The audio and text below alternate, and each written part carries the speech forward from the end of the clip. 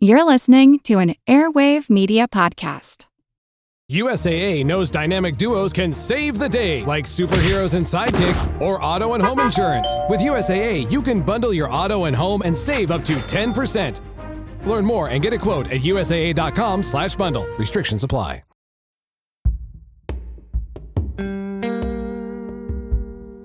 In the public imagination, there is nothing outrageous about the idea that extraterrestrials visited Earth and made contact with human beings, or even created human beings in the ancient past.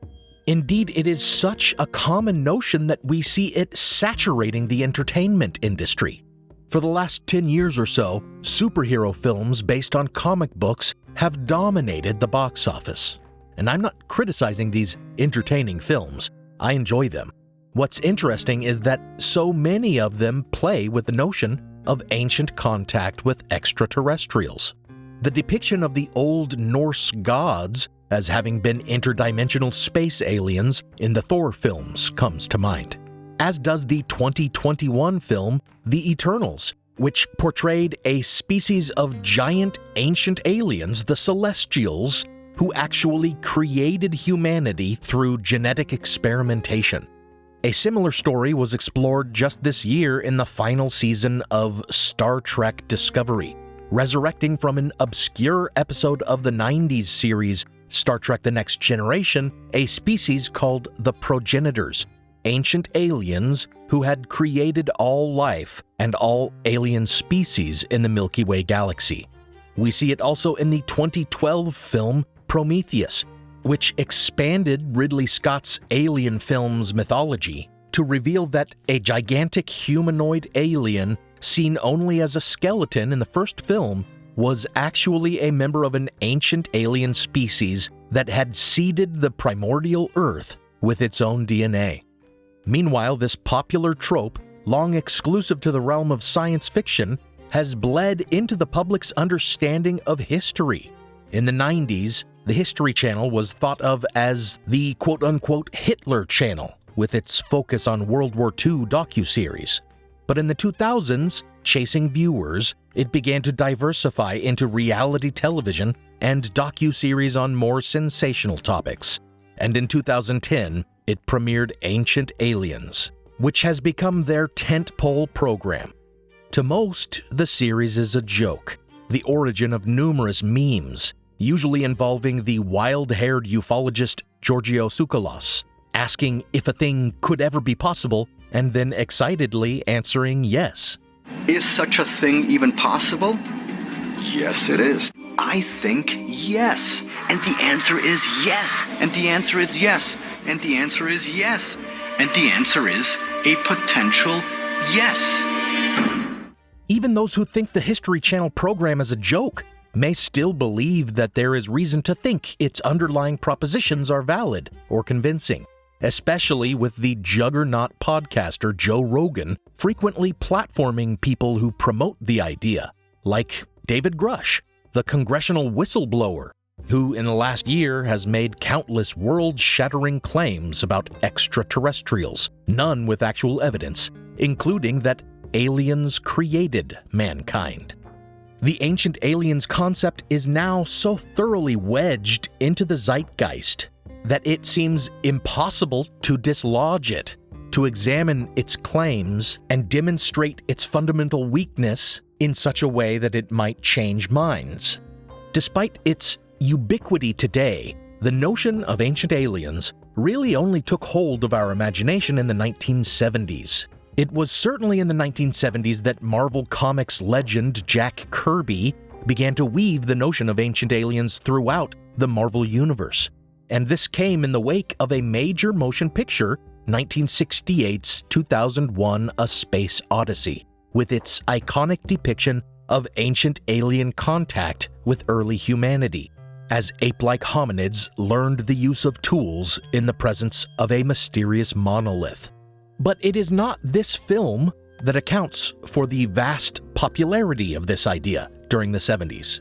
Rather, it can be traced back to the huge popularity of one book during that decade, and its author, who may himself have taken some inspiration from the Arthur C. Clarke short story The Sentinel that had inspired Kubrick's film. So, in order to get to the root of the ancient astronaut theory that has become so entangled in modern thought, we must trace it back to its origin point, the primary vector for its propagation, and consider the actual arguments made in that book, Chariots of the Gods, by Erich von Däniken. This is Historical Blindness. I'm Nathaniel Lloyd, and I was myself so taken with the idea of ancient aliens that I wrote a whole sci-fi novel about it, decades before the History Channel program. And now, as I do when I think back on much of my youth, I cringe just remembering it. Thank you for joining me for Dänikenitis, Part 1, Wheels Within Wheels.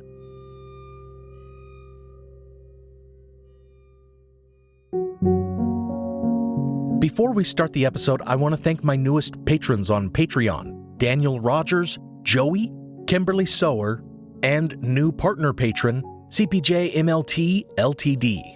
Additional thanks to Prickly Pear for generously increasing their patronage level. I really appreciate all my patrons. Stay tuned after my thanking of partner patrons at the end of the episode for a special announcement about the release schedule of the podcast.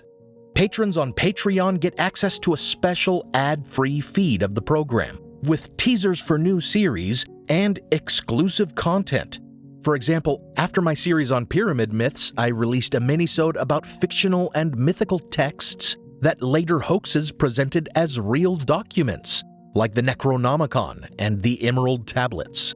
And after my series on claims of ancient tech, I just released an episode further exploring the racism inherent in many pseudo-archaeological claims. If you hear the word minisode and think these are insubstantial little sound bites, they're not. They're fully produced and researched episodes about 10 to 15 minutes long. Patron feeds also get episodes early, and as I mentioned, their episodes are ad-free, which means they're not hearing these Patreon pitches either. So if you appreciate the podcast and want more content, support me on Patreon for as little as $1 a month. Now, on with the episode.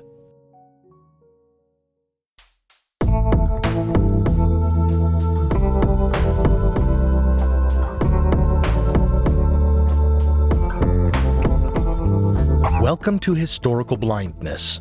In my series on pyramidiacy, on the myths and misconceptions about the pyramids and ancient Egypt, I spoke already about the ancient astronaut theory as it relates to nonsense about the Great Pyramid, and I spoke specifically about Erich von Däniken.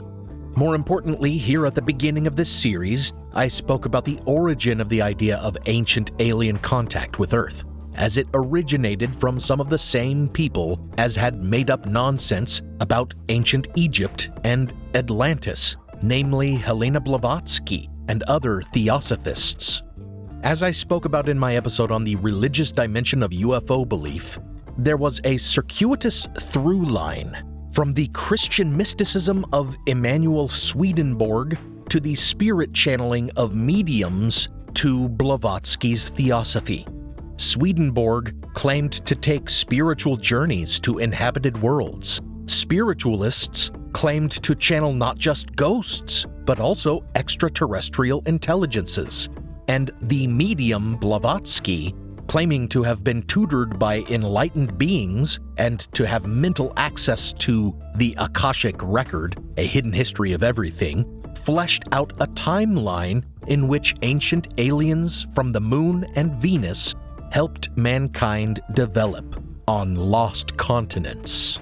And of course, there was an element of white supremacy in her work, which focused so much on root races and the superiority of Aryans. Aside from the very specific claims of theosophists, the notion of ancient aliens was really only toyed with, such as by Charles Fort, a well-known compiler of reports on anomalous phenomena, or Fortiana, who speculated on the possibility that stories about demons could actually reflect visitation from otherworldly beings who had tried to colonize the ancient Earth. Both the claims of theosophists and the musings of Charles Fort were influential on the young science fiction author H.P. Lovecraft, who transformed the inchoate ideas into a cohesive science fiction legendarium involving a quote-unquote pseudo-mythology that featured ancient, monstrous deities from outer space who had long lain dormant. It's thought that Lovecraft also took inspiration from Alfred Lord Tennyson's poem, The Kraken, which spoke of that sea monster's, quote, ancient, dreamless, uninvaded sleep, end quote, as well as from The Gods of Pegana, a 1905 collection of fantasy stories in which the author, Lord Dunsany, invented a pantheon that included a chief god that had been lulled to sleep and was expected to wake again. But we know that Lovecraft read theosophical works, and much as those same works grew in popularity in late 19th century Germany, contributing to notions of the German inheritance of Hyperborean Aryan superiority, so too they may have contributed to Lovecraft's white supremacist views, which showed through clearly in his fiction, with his rejection of miscegenation as an abomination depicted in his stories about humanity being corrupted by inhuman bloodlines. As I explained before, all ancient astronaut theories descend from these threads from theosophy and the sci-fi of Lovecraft, and thus derive from racist ideas.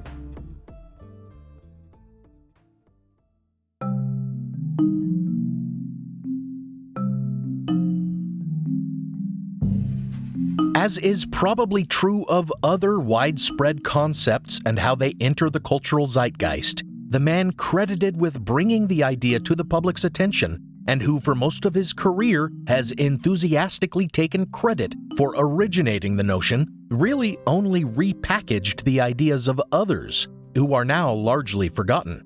In a very real way, Erich von Däniken is just a thief. He was born in 1935 in Switzerland. He was raised Catholic, but as a young man he rejected his father's faith, and he became more and more interested in ufology. His willingness to resort to theft first showed in 1954, when he was convicted and given a 4-month sentence for pilfering money from a camp where he worked as a counselor, and from an innkeeper. His sentence was suspended, but a psychiatrist who examined him at the time declared that he showed a clear, quote, tendency to lie, end quote. His father pulled Erich out of school after his trouble with the law and apprenticed him to a Swiss hotelier. And von Däniken seems to have taken from his earlier brush with the law a sense that innkeepers were easy marks, for he was later convicted of embezzling money from his new hotel position, this time serving 9 months for the crime. Somehow he managed to continue his employment in the Swiss hotel industry after this, and eventually he worked his way up to becoming the manager of the Rosenhügel, a sports hotel in Davos. It was while employed in this position that he began to research and write the book that would eventually be published as Chariots of the Gods, under its original title, Memories of the Future. More than a dozen publishers rejected his manuscript, but eventually, the publisher Econ Vorlag took an interest in 1967. The publisher recognized that the book could potentially strike a chord with the public, tapping into modern ideas about extraterrestrial life, then being considered by great astronomers like Carl Sagan, and reflecting the growing modern disbelief in God, which had become popular in the 1960s with the spread of the phrase, God is dead.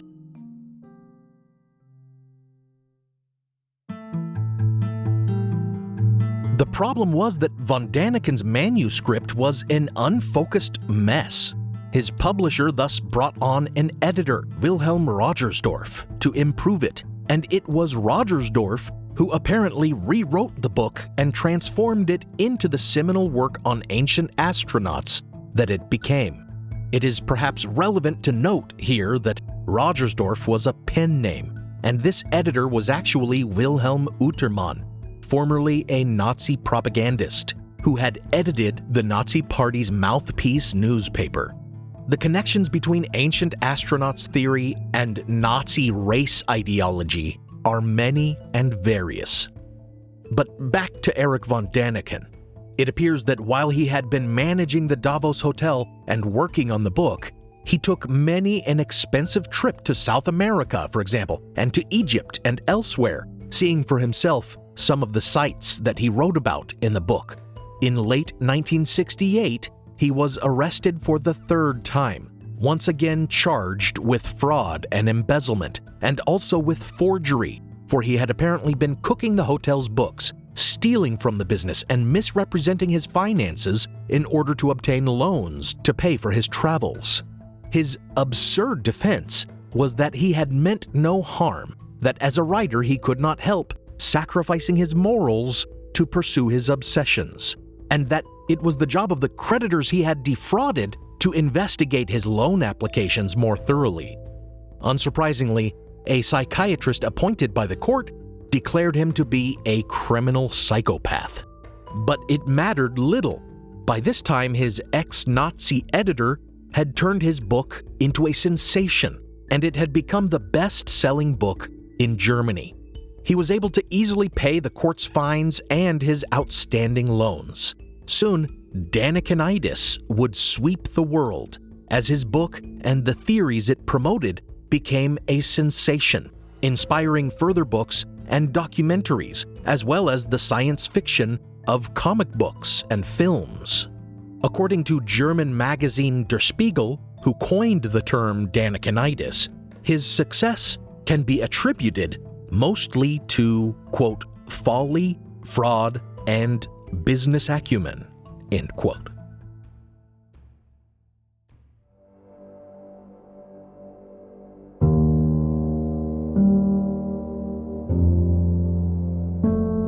Erich von Däniken has protested against the raising of his criminal record in the evaluation of his work.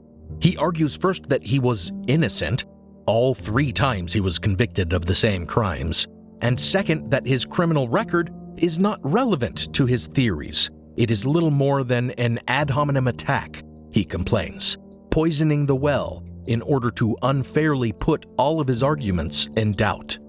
I will grant this, but I raise his criminal past for historiological purposes to demonstrate that his thievery, and I need not qualify that as alleged, since he was convicted of it every time, in order to draw a further parallel with his liberal borrowing of other people's ideas. In the recent conclusion to my series on pyramid myths, I discussed the work of Jason Colavito, who traces the entire concept of ancient astronauts from Theosophy to von Däniken through Lovecraft by way of the French writers Louis Powell and Jacques Bergier, whose book Morning of the Magicians preceded von Däniken's by nearly a decade. In it, Powell and Bergier suggest that, quote, it is quite legitimate to imagine that strangers from beyond have been to inspect our globe and have even landed, end quote.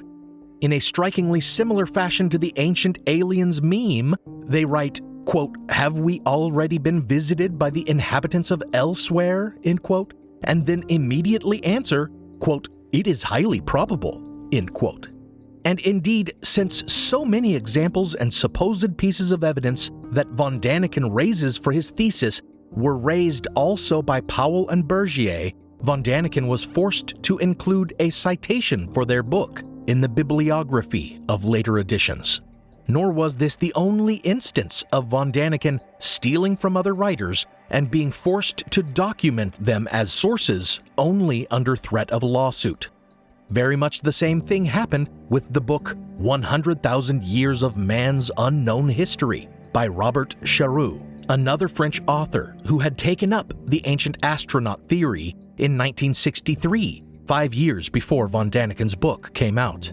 While Powell and Bergier's work was focused largely on compiling every weird fringe claim they could, with only passing theorizing on alien visitation in the past, Charroux's work came to this explicit conclusion. After numerous chapters touting supposed evidence of lost continents and ancient high technology, he builds up to a chapter actually called, quote, "Extraterrestrials have come to our planet," end quote. And this becomes a central argument.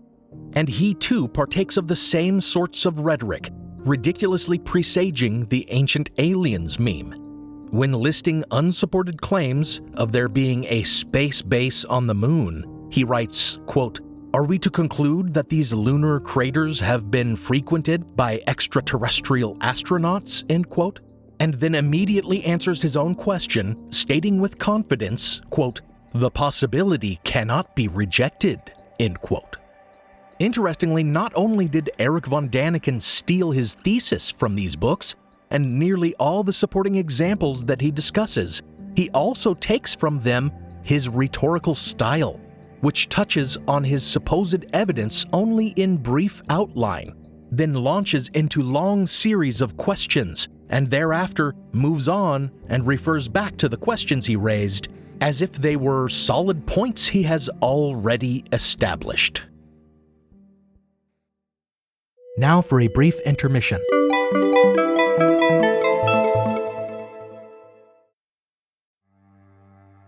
As listeners of Historical Blindness, you're no strangers to the fact that history is a lens through which we can better understand the present. Or as Shakespeare put it, what's past is prologue. History is the indispensable context without which we cannot hope to truly understand current events. You understand that, and so do the creators of the American Scandal podcast. Every season, they immerse listeners in the biggest controversies in U.S. history, helping us understand America's dark side and learn from its troubled past. Its latest season, Ruby Ridge Standoff, delves into an incident that sowed the seeds for the rise of the modern radical right. It transports you to 1992, where in a remote corner of Idaho, federal law enforcement surround a small cabin. They've come for Randy Weaver, a survivalist who took his family to the mountains in anticipation of the apocalypse. A simple weapons charge brought the agents here, but the situation is about to explode into a deadly and tragic standoff that will later become a rallying cry for far-right extremists, fueling distrust and violent anti-government sentiment for decades. Follow American Scandal on the Wondery app or wherever you get your podcasts. You can binge all episodes of American Scandal's Ruby Ridge Standoff early and ad-free right now on Wondery Plus. Every summer, I'm careful to avoid getting burned. My summer plans always include applying sunscreen so I can attend barbecues and protests without worrying about getting scorched. And when I make my plans by making phone calls, I also don't want to get burned by an outrageous wireless bill. That's why I switched to a Mint Mobile plan and saved enough to take a summer vacation.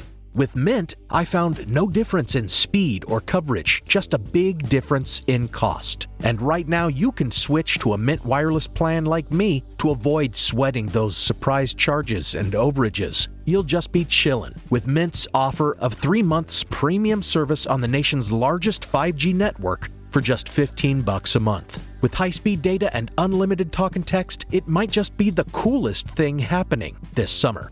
This year, skip breaking a sweat and breaking the bank. Get this new customer offer and your 3-month unlimited wireless plan for just $15 a month at mintmobile.com/blindness. That's mintmobile.com/blindness.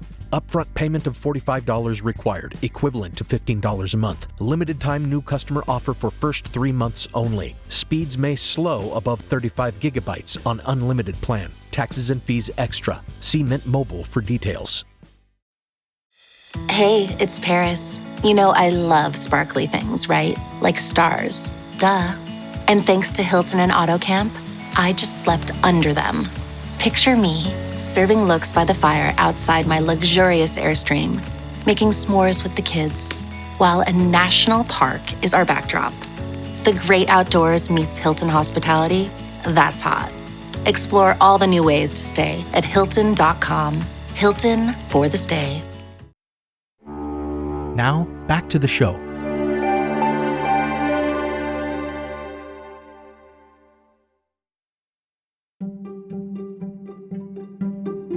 Von Däniken tries to preemptively address criticism of his arguments in his book by saying, quote, "Admittedly, this speculation is still full of holes. I shall be told that proofs are lacking. The future will show how many of these holes can be filled in," end quote.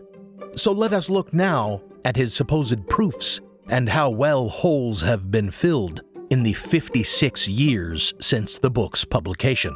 One of the first pieces of quote-unquote evidence he raises is the Piri-Reis map, which should by now be very familiar to my listeners.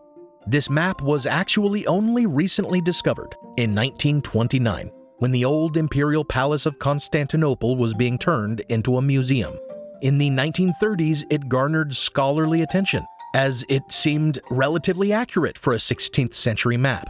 And the cartographer, Piri-Reis, an Ottoman navigator, makes mention in the marginalia of the map that he had based his map on a number of existing maps, including a now lost map created by Christopher Columbus. The entrance of the Piri-Reis map into fringe pseudo-history came as the result of its depiction of a coastline that stretched both west and south of Africa. Clearly, at least part of the landmass depicted is meant to represent South America, as Rio de Janeiro is unmistakably pictured. There are a variety of reasons why the South American coastline is thereafter depicted as sloping eastward toward and beneath the African continent, the most obvious being that the rest of the continent had not yet been mapped. This, in conjunction with the notions about Terra Australis and the hypothetical balancing of land masses on the different hemispheres of the planet, may have caused Piri-Reis to imagine the size and dimension of South America that way.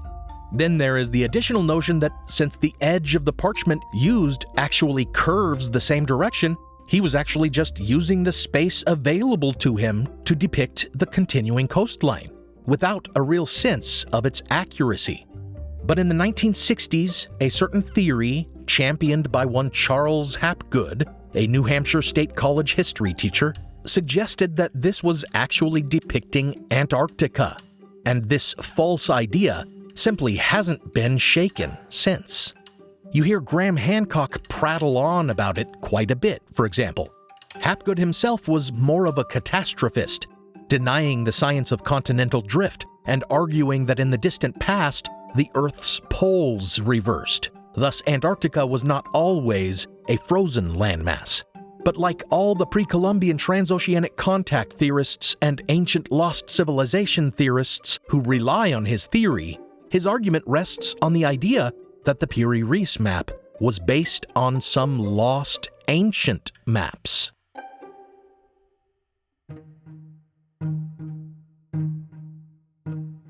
Pre-Columbian transoceanic contact theorists attribute Piri-Reis's source maps to ancient mariners, and lost civilization theorists attribute them to, you guessed it, lost civilizations. Ancient astronaut theorists attribute them to, you're right again, ancient aliens. What's ridiculous is that Piri-Reis described his source maps in the marginal notes of the map itself, identifying them not only as Columbus's lost map, but also as being Arabic and Portuguese maps, as well as medieval Christian world maps. But ancient astronauts theorists take their claims about the map much further, declaring that it could only have been drawn from an aerial view of the world. Powell and Bergier suggested it first in their customary series of questions, asking, quote, "Were these copies of still earlier maps? Had they been traced from observations made on board a flying machine or space vessel of some kind? Notes taken by visitors from beyond? We shall doubtless be criticized for asking these questions." End quote. Then Charroux followed suit, claiming, quote, "As for the means by which the surveys were made, they could only have been aerial," end quote. Von Däniken merely repeats them, and repeats their mistake, in referring to the singular Piri-Reis map as a set of maps, another sign of his plundering of their material, and takes their claim that the map is suspiciously accurate even further, claiming it is, quote, absolutely accurate, end quote, and asserting that, quote, originals of Piri-Reis's maps must have been aerial photographs taken from a very great height, end quote. The precision of the Piri-Reis map is a blatant lie that can be easily discerned by anyone comparing it to an accurate world atlas.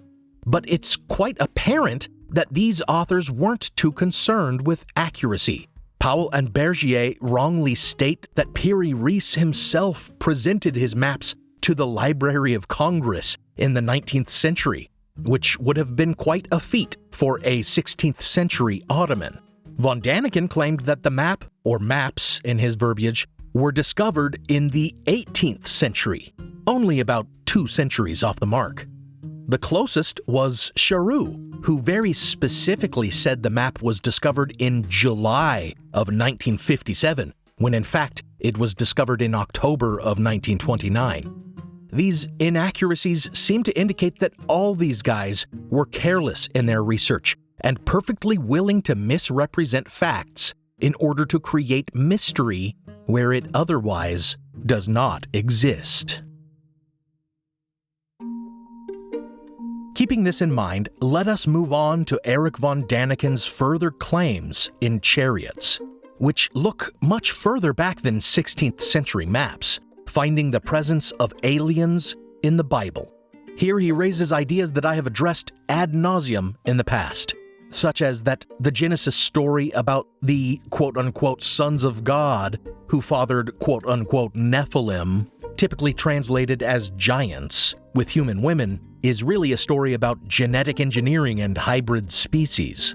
If you want to hear all the reasons for us to doubt sons of God even referred to angels, or that Nephilim even meant giants, or that any giants ever actually existed, I did a whole series about it a couple years ago called No Bones About It. Check it out.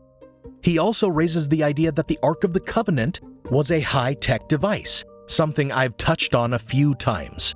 You can hear a great deal more about the legends surrounding the Ark in my episode, The Whereabouts of the Lost Ark of the Covenant.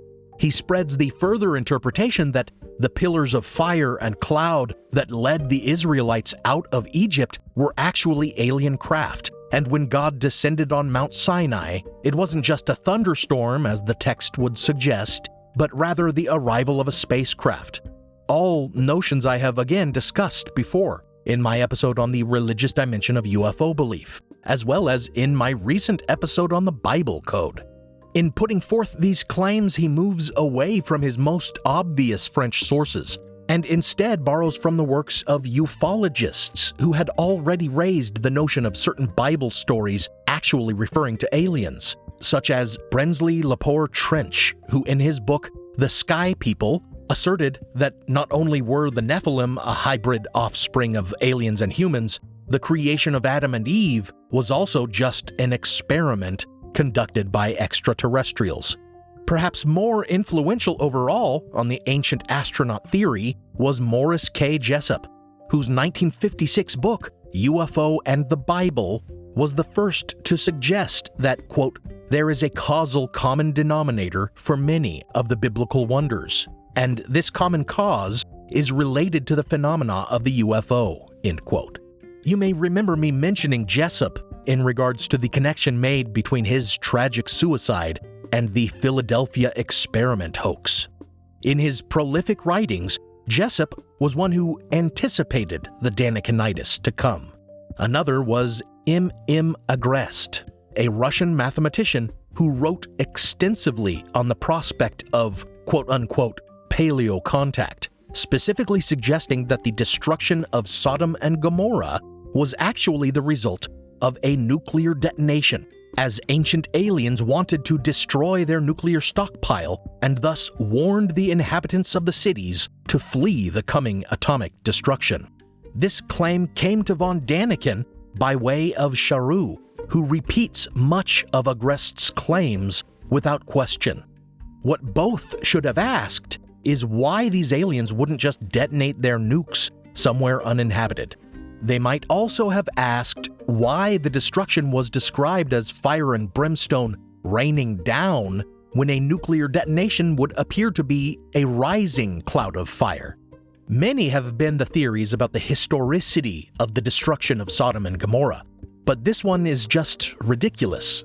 A more rational one, published just a few years ago in Nature, suggests that it may have been the result of a meteor strike, or more specifically, a cosmic airburst, as is thought to have happened over Tunguska in the early 20th century. But of course, von Däniken and his French predecessors think the Tunguska event was also the result of alien nuclear technology.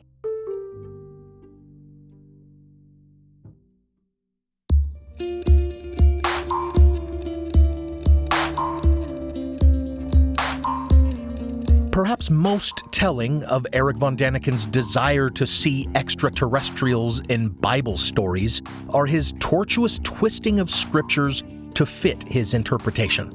It has been noted before by Richter Jonas in a 2012 scholarly article entitled Traces of the Gods: Ancient Astronauts as a Vision of Our Future, that just as Greeks remade Egyptian and other mythology through their own lens, Interpretatio Graeca, and the Romans then interpreted Greek mythology to suit their own culture, Interpretatio Romana, what Däniken seems to be doing could be called Interpretatio Technologica, reinterpreting myths to suit his own worldview. For example, he scours the scriptures for passages that might refer to spacecraft, and some are a real reach. His title, Chariots of the Gods, seems to derive from his creative interpretation of a couple Bible passages. One is Elijah's translation into heaven, saying that he was taken up by a, quote, chariot of fire, end quote. In fact, what it says in 2 Kings is that a chariot of fire, driven by horses of fire, came between Elijah and his son, and then Elijah is actually carried into heaven, quote, by a whirlwind, end quote. Von Däniken keeps the chariot of fire image and does away with the whirlwind because one seems to work with his argument and the other doesn't. And more than that, he then inserts the chariot of fire image into other stories that never included it. For example, Enoch, whom the Bible only says, quote, was no more because God took him away, end quote. But von Däniken, either in error or through purposeful transposition, claims that, quote, according to tradition, Enoch disappeared forever in a fiery heavenly chariot, end quote. Likewise, von Däniken saw in Ezekiel's vision of God a detailed description of an alien spacecraft, described as a, quote, wheel within a wheel, end quote, able to move, quote, in any of the four directions without veering, end quote. Having spoken about this vision before, in my episode on UFO religions, you may already realize that this description in Ezekiel's inaugural vision was of God on his throne, carried aloft by angels. 9 chapters later, when again Ezekiel sees these living creatures beside the wheels, he explicitly says these were cherubim. More than that, these flaming wheels within wheels, which are covered in eyes, came to be identified with the throne itself, a class of angels called Ophanim. What makes von Däniken's discussion of this vision less than honest is that he again omits whatever doesn't work well with his interpretation. For example, he only partially quotes Ezekiel 1:1, including, quote, the heavens were opened, end quote, but omitting, quote, and I saw visions of God, end quote. He is misrepresenting his sources, cherry-picking only what makes his claims sound convincing, and this is characteristic of all his work, as we will see in part 2 of this series. What's curious to me is that though he renounced his religious background and his efforts to undermine the religious views of his father are clear in his work, he nevertheless seems to understand his ancient astronaut theory as a kind of religious view.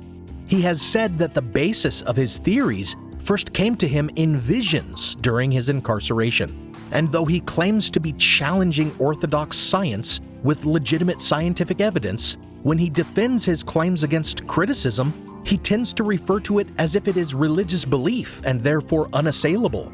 Quote, "When I compare it with the theories enabling many religions to live unassailed in the shelter of their taboos, I should like to attribute a minimal percentage of probability to my hypothesis," end quote, he says. Which is just a convoluted way of saying his ideas may not hold water, but they're at least as believable as religion. And when, in an interview, he was directly confronted about his cherry-picking, he said, quote, "It's true that I accept what I like and reject what I don't like, but every theologian does the same," end quote. It almost seems like von Däniken never really believed his claims about ancient astronauts, and only expressed them as a kind of satire of religious belief.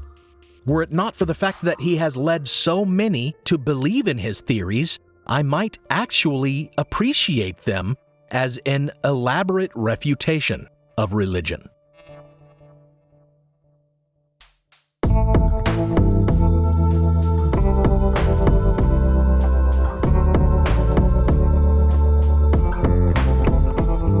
Thanks for listening to Historical Blindness. Check out the blog post for this episode, which should go up on historicalblindness.com before the next episode releases. You can find a transcript there with related imagery and citations for further reading. Like my principal source for this series, The Space Gods Revealed, a close look at the theories of Erich von Däniken by Ronald Story, a point-by-point refutation of Däniken's work, published at the height of Dänikenitis. As always, thanks go out to my partner patrons, Diane Lane, Robert Fisher, Joe Escott, Sean Munger, Devlin Hoff, Michael Markham, Mitchell Shuttler, Prickly Pear, Fred Groteis, Robin Naggett, Rebecca, Don Mundus, Eunice Allen Bradley, Juliet O'Connor, Jonathan Williams, Joshua Luddington, Logan Houlihan, Lily Powers, Christine LeBlanc, Lonnie Coffer, Emma, Kevin Osborne, Benny Slater, That One Girl, Jocelyn Clausen, Lindsay McAllister, an anonymous patron, Louise Rickshaw, Brian, and CPJ MLT LTD. I really appreciate all my patron support. It has helped encourage me to devote so much time to the podcast in the last few months. However, I have an announcement to make regarding my release schedule. My move to weekly release has been really rewarding.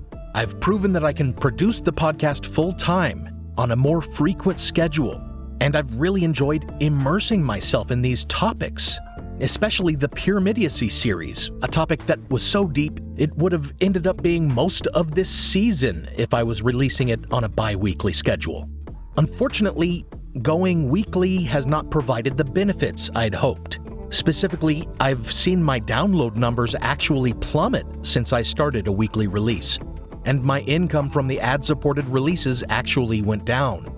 Because of this, I don't think I can further justify the time that I've devoted to the podcast since April. I'll soon be transitioning back to the bi-weekly schedule, and I hope to work on rebuilding my listenership so that sometime in the future, I can relaunch the show as a weekly podcast and maybe finally turn this project into something that can support me and my family, and therefore justify the amount of time I need to devote to it. Until then, I apologize if this is disappointing and seems like a step backward. If you want to help me get back to where the show was last year, first, you can pledge financial support on Patreon if you don't already. Also, give the podcast a 5-star rating and review on Apple and share the show on your social media. Thanks for all of your support. The show will go on. This podcast is part of the Airwave Media Podcast Network. Visit airwavemedia.com to listen and subscribe to their other fine shows, like The Constant and The Conspirators. Some music on this episode was licensed through a Blue Dot Sessions blanket license at the time of the episode's publication. Additional music is by Kai Engel, licensed under a Creative Commons Attribution license. Check out the show notes for a list of the tracks used. You can support the show by pledging on Patreon or by making a one-time donation on PayPal. Find those links in the show notes. or find me on Venmo at Historical Blindness.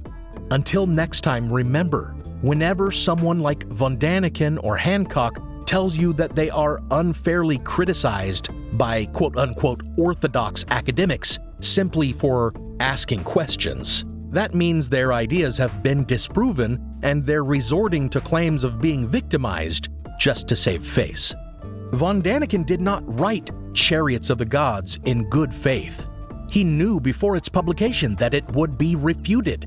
That's why in the first paragraph of his introduction, he says, quote, "Scholars will call it nonsense," end quote, but sets up himself and those who will believe him as somehow better than all experts, saying in his first sentence, quote, "It took courage to write this book, and it will take courage to read it," end quote. And I guess it does take a kind of misplaced courage to be insistently wrong in the face of all contrary evidence. Or maybe we call that obstinacy, not courage.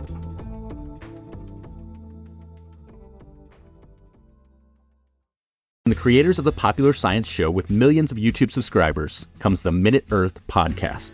Every episode of the show dives deep into a science question you might not even know you had. But once you hear the answer, you'll want to share it with everyone you know.